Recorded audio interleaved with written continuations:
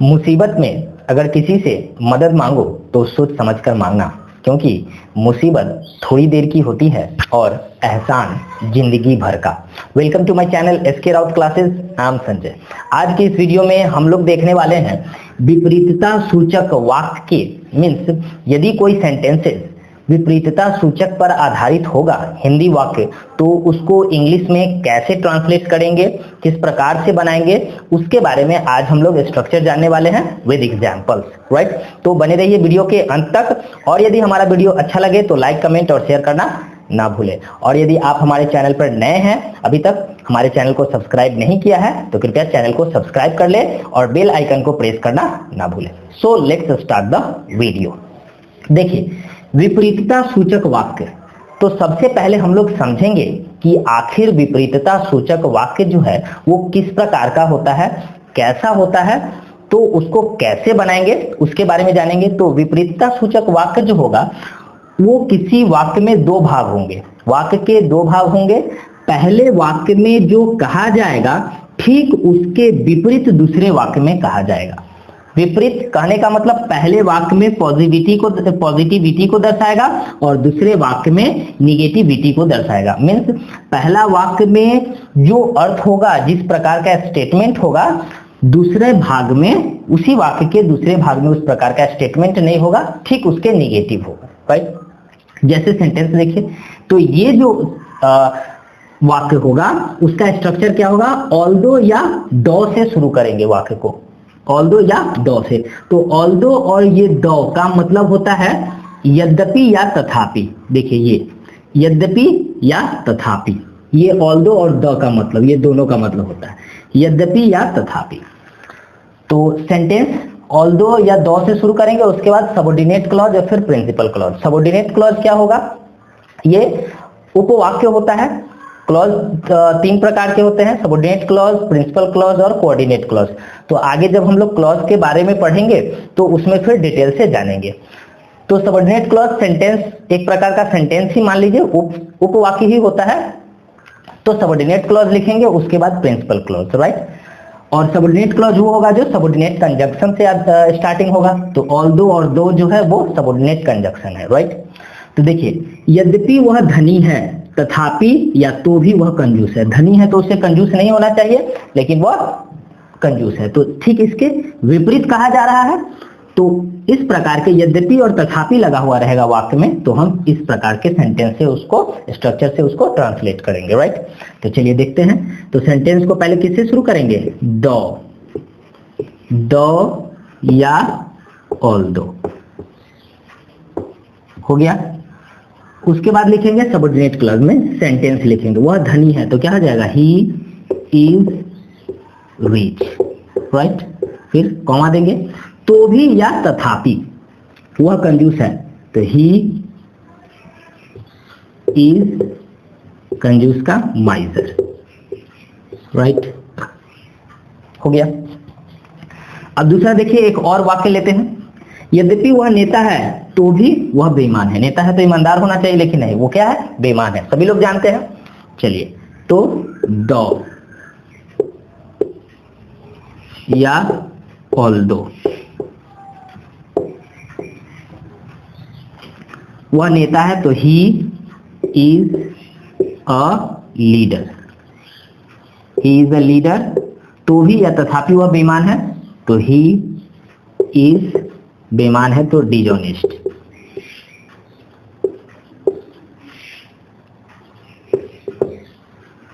हो गया।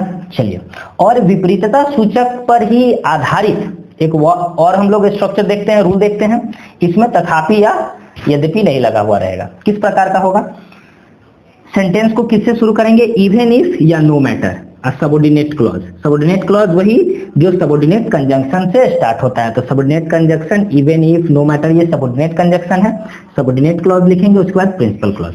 तो सबऑर्डिनेट क्लॉज जो होगा इसमें वो सिंपल प्रेजेंट पे होगा, और प्रिंसिपल क्लॉज जो होगा वो यदि फ्यूचर में बताया गया है तो उसको हम लोग सिंपल फ्यूचर में बनाएंगे, राइट। इसमें तो देखिए, तुम मुझे भले ही या क्यों ना या चाहे भूल जाओ, मैं तुम्हें कभी नहीं भूलूंगा। बोलते हैं ना, तुम मुझे भले ही भूल जाओ या चाहे तुम मुझे भूल जाओ, मैं तुम्हें कभी नहीं भूलूंगा। तो देखिए, सेंटेंस को किससे शुरू करेंगे? इवन इफ से। इवन इफ, या आप चाहे तो नो मैटर से भी बना सकते हैं। नो मैटर, तुम मुझे भूल जाओ। अब सेंटेंस को शुरू कीजिए, यू फॉरगेट मी। तो जब दो सेंटेंसेस यदि फ्यूचर सिंपल फ्यूचर में होते हैं, हिंदी वाक्य यदि आगे की लगा हो रहता है दोनों सेंटेंस में, तो एक ठो को हम लोग बनाते हैं किसमें? सिंपल प्रेजेंट में, और दूसरे को सिंपल फ्यूचर में बनाते हैं। तो पहले इसको सिंपल प्रेजेंट में बनाएंगे, यू फॉरगेट मी, मैं तुम्हें कभी नहीं भूलूंगा। I shall never forget you. Forget you, right. चलिए एक और एग्जांपल ले लेते हैं इसका। तुम मुझे भले ही ठुकरा दो, या चाहे तुम मुझे ठुकरा दो, मैं तो तुम्हें प्यार करता ही रहूंगा। इस प्रकार का यदि रहेगा तो कैसे बनाएंगे? इवन इफ या नो मैटर से शुरू करेंगे। इवन इफ या नो मैटर, तुम मुझे ठुकरा दो, तो यू रिफ्यूज मी, मैं तुम्हें प्यार करता ही रहूंगा, तो आई शैल स्टिल लव यू, है ना। तो ये दो हो गए स्ट्रक्चर विपरीतता सूचक वाक्य पे आधारित। पहला जो वाक्य में जो बात पहले कहा जा रहा है ठीक उसके विपरीत कहा जा रहा है।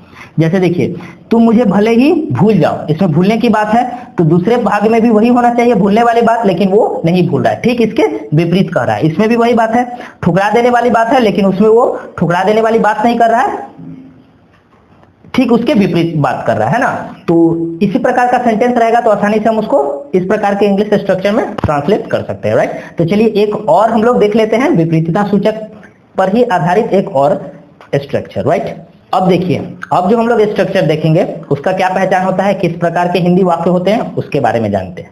देखिए अब जो सेंटेंस रहेगा वह कितना भी या कितना ही या चाहे कितना भी गरीब हो वह हमेशा खुश रहता है। देखिए इसमें भी वही बात है, ये जो सेंटेंस है मतलब इसमें दो भाग है, एक वाक्य में दो भाग है। पहले वाक्य में पहले भाग में जो कहा जा रहा है दूसरे भाग में ठीक उसके विपरीत कहा जा रहा है। जैसे वह गरीब है तो उसको दुखी होना चाहिए, लेकिन वो दुखी नहीं है, क्या है, खुश है। तो इस प्रकार का सेंटेंस होगा तो उसको कैसे इंग्लिश में ट्रांसलेट करेंगे? सेंटेंस को शुरू करेंगे हाउएवर से, उसके बाद यदि एडजेक्टिव रहेगा तो एडजेक्टिव लिखेंगे, और यदि एडवर्ब रहेगा तो एडवर्ब लिखेंगे, फिर सबऑर्डिनेट क्लॉज जैसे हम लोगों ने पिछले स्ट्रक्चर में सेंटेंस को ट्रांसलेट किया था, फिर उसके बाद प्रिंसिपल क्लॉज, राइट। चलिए अब देखते हैं इसको कैसे बनाएंगे। वह कितना भी या कितना ही या चाहे कितना भी, ये रहेगा। तो सेंटेंस को शुरू करेंगे हाउएवर, हाउएवर, और उसके बाद देखिए गरीब, तो ये क्या हो गया, एडजेक्टिव। तो पहले इसको लिखेंगे हाउएवर पुअर, कितना भी गरीब हो, however poor he may be, हो गया, वह हमेशा खुश रहता है, तो he is always happy, right. अब देखिए इस पर बनाएंगे, इसको बनाएंगे, सॉरी इसको इंग्लिश में ट्रांसलेट करेंगे। वह कितना भी या कितना ही या चाहे कितना भी तेज दौड़, सॉरी तुम कितना भी या कितना ही चाहे कितना भी तेज दौड़ो, तुम दौड़ नहीं जीत सकते। जैसे तेज दौड़ेगा तो दौड़ जीत जाना चाहिए, लेकिन बोल रहा है कि तुम नहीं जीत सकते, निगेटिविटी का बात कर रहा है, विपरीतता सूचक तथ्य को दर्शा रहा है, तो इस पर हम लोग बनाएंगे। तो हाउएवर, उसके बाद क्या, एडवर्ब लिखेंगे। इसमें एडवर्ब है फास्ट, तेज जो है, तेज दौड़ना, दौड़ना की विशेषता बता रहा है, तो एडवर्ब हो गया। हाउएवर फास्ट तुम दौड़ो, यू मे रन, राइट। तुम दौड़ नहीं जीत सकते, यू यू मे नॉट